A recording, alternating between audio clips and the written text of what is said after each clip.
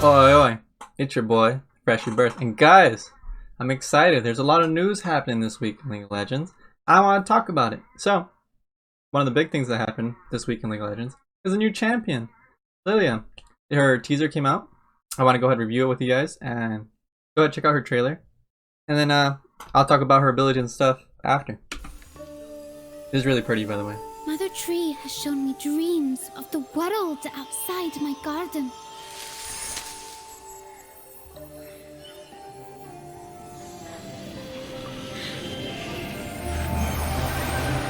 They've taught me that all of us Like a bunch of Timos, little Yordles. That precious light lives on, even when we sleep. Such stunning art.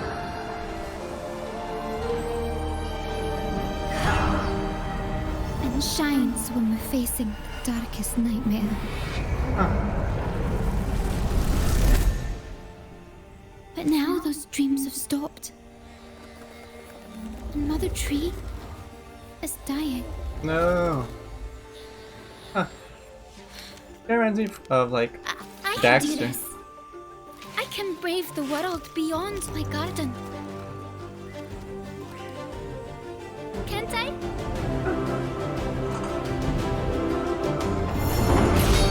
Neat.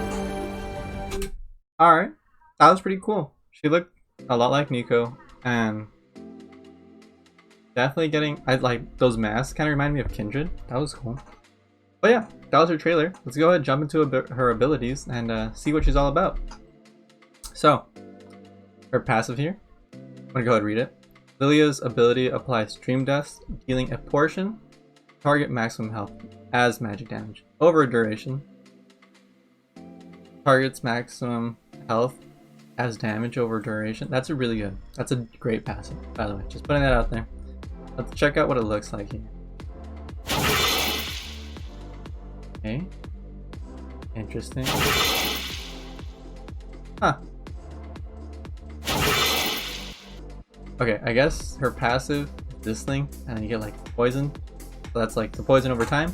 So that looks neat. Go ahead and go to her Q. I'll read her ability, and then we'll go ahead and watch this. So, Blooming Blows. That's a cool name. Lillia swings her branch in the air and deals magic damage to nearby enemies, dealing true damage to those on the outer edge of the circle. Okay. Lillia gains stacking movement speed whenever she hits a target with the skill. So she's gonna be stacking movement speed. This is cool. Go ahead, check this out.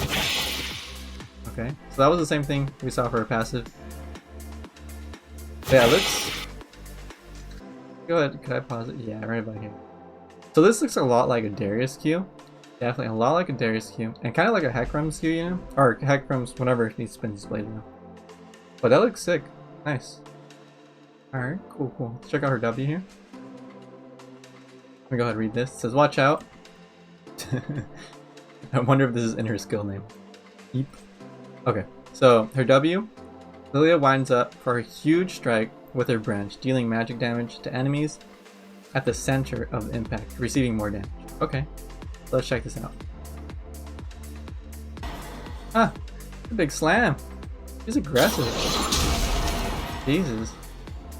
What an aggressive reindeer. Okay, so I want to know how big the center is. Oh, it's pretty small. Yeah, it's really small. Alright, so if you're into the center of this, you take more damage, and then everyone on the AoE still gets hit with their passive. Cool. Neat, neat, neat. Ability here. Alright.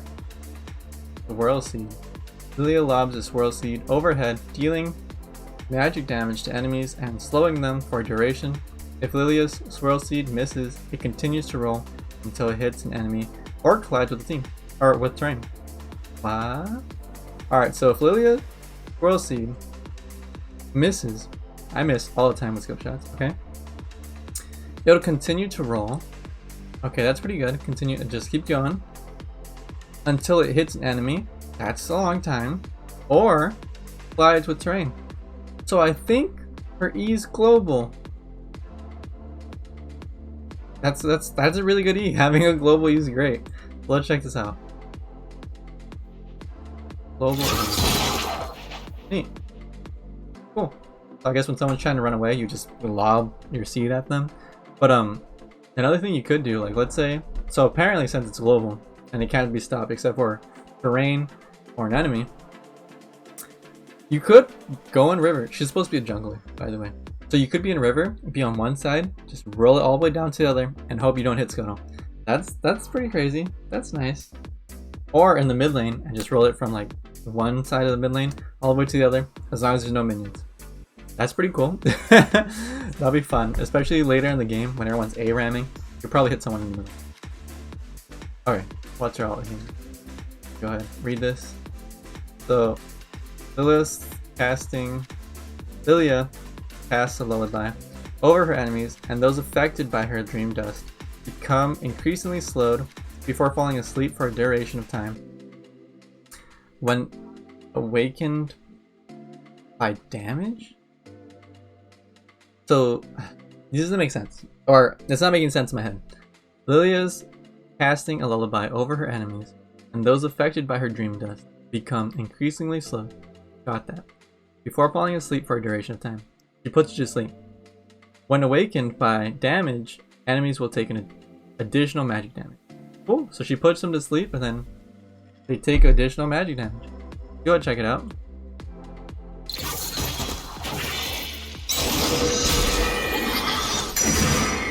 Neat. Sick. So let's check that out in slow motion. Slow motion here, because when she casts a lullaby over her enemies and those affected by dream dust. Okay, so they have to be affected by dream dust for it to affect them. Cool. So she applies dream dust with her E. For all her abilities, apply dream dust with her Q, hitting both of them. Yeah, hitting both of them, but one already has dream dust, and then I guess she just flies into the air. She just 360s on them real quick. She just 360s on them and then puts them to sleep. So they get slowed for that duration and then they're asleep. Alright, cool. And then she decides to wake them up with a good beating by a branch. Jesus. And nice, they take bonus damage. That's sick. So that's a cool thought process here. If you have her global E, right? Because all you have to do is be affected by her dream dust here. All they have to do is be affected by dream dust. Okay, so if you throw out your E that's global and hit someone cross map, you can ultimate and they'll be put to sleep. That's pretty absurd. Or instead of going for the long game or the Hail Mary, you could just bash people in with your Q, AoE, and when you hit everybody with damage, the whole team, let's say you hit the whole team, you get lucky, you could put the whole team to sleep. That's nice. That's a big seasoning. Alright, neat. That's her original skin. And then this is her the new skin. So this is her default, her new skin. Cool, nice. And that's Lilia, that's her. So that's the first thing I'll be getting into. And the next thing I want to chat about here is patch 10.14. Pretty cool new chap, right guys? That's neat. I like that. And I like that it didn't give her a dash. Didn't need it. Like, we have enough dash champions. Okay, so the big picture of everything, guys. You want to take a moment, see what they're doing. This is what they're attended for ranks. You know, low elo, middle elo, the elite pro, and then new skins. Neat. I like that. I'm excited for this Nala skin and this Kog'Maw skin. I feel like that's sick. Really sick. Alright, let's go ahead and check what they're doing here. So with Alistar, he's getting buffed and they're lowering his Q by 2 seconds across all ranks. That's a welcome buff. Alistar is not OP. This buff isn't going to make him OP. This is welcomed. Ezreal, on the other hand, is doing quite well. And so his second flash here, Arcane Shift, what they're doing is instead of it being a 25-second cooldown, it's going to be a 28. So what was that? 3-second nerf. Cool. And all ranks 3 seconds.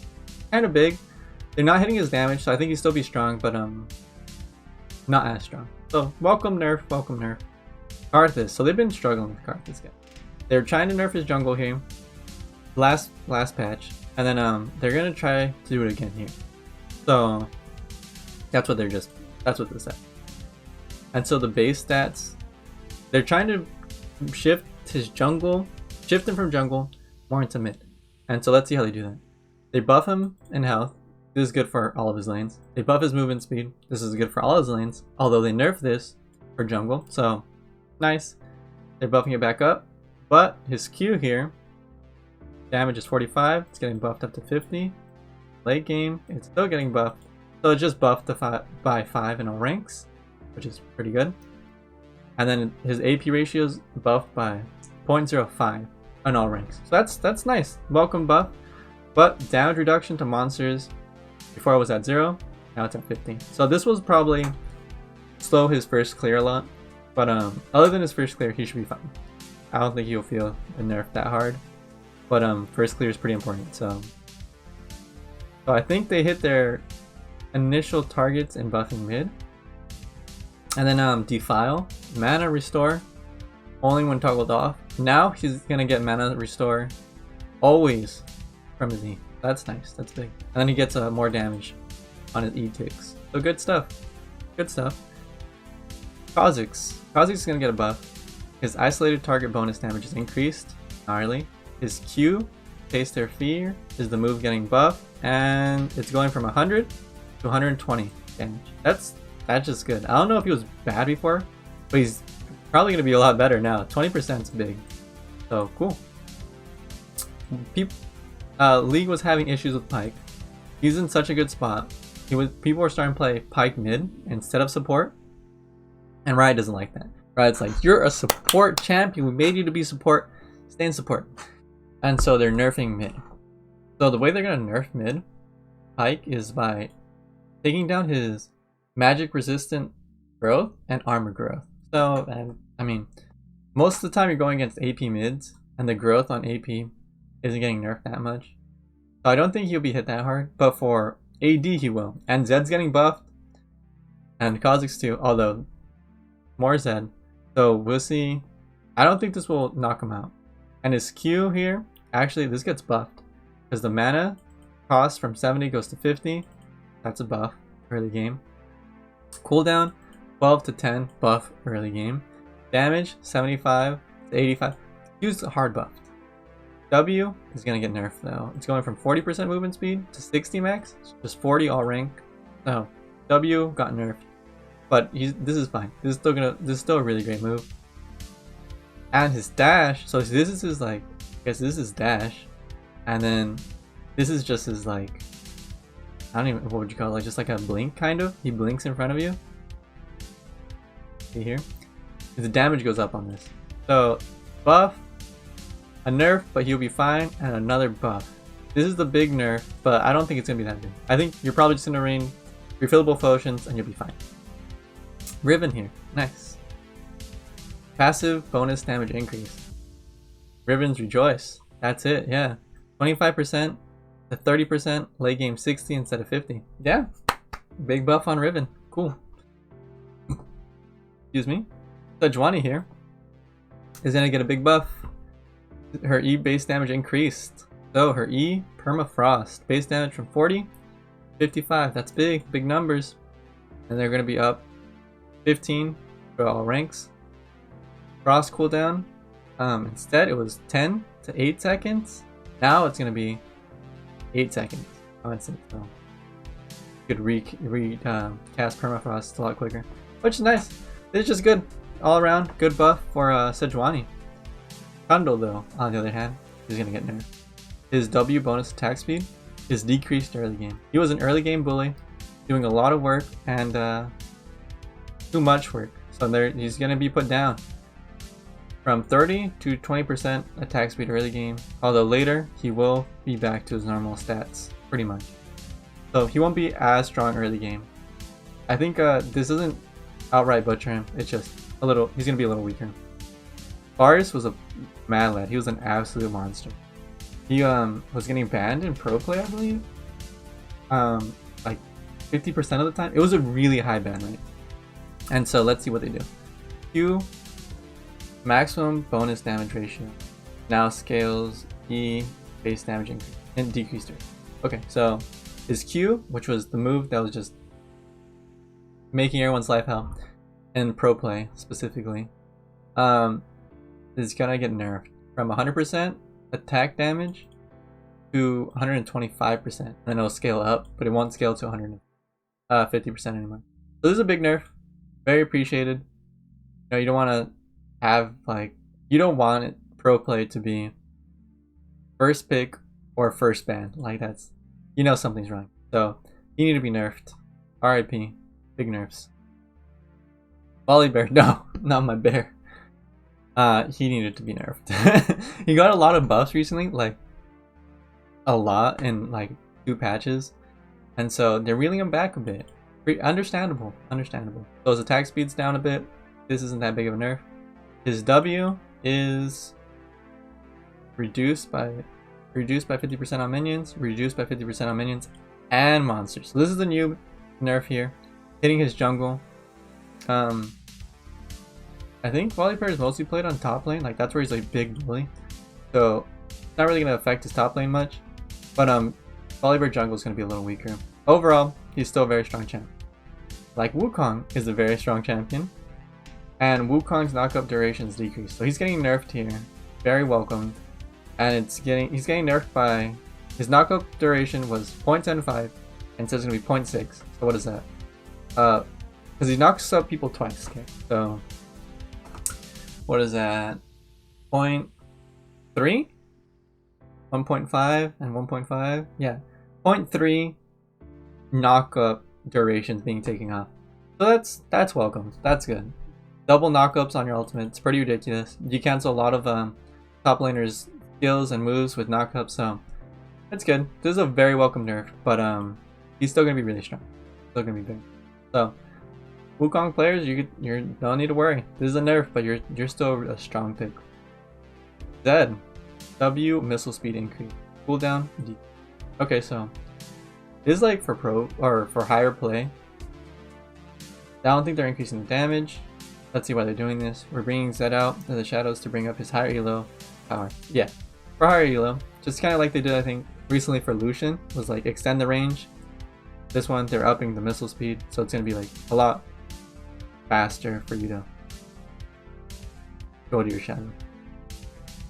Alright, so the cooldown's going, not only are they upping the speed a lot, but the cooldown's going to be from 22 seconds to 20 seconds early, and then regular late game. So yeah, pretty good buff. If you're a Zed main, you're going to feel this a lot. So nice. Welcome. And now, big finale, we're at the runes here, and they've already buffed these, and they're going to do it again. So let's see what they do. The Predator is still weaker than expected, so we're continuing our fine-tuning, giving it some boosts to help compete with other keystones. Okay, so this does 10 more damage, and late game 30 more damage, so that's welcomed. The cooldown from 100 seconds to 70 seconds, now 90 to 60. So probably gonna feel like if you run Predator now, that's gonna be up on every one of your ganks, or whenever you want to gank somebody, you can just run out of lane to do it. So I'd say this is probably a pretty good rune now. And Ghost, they buffed Ghost recently. Our changes to Ghost in patch 10.12 ended up being a small nerf. Interesting.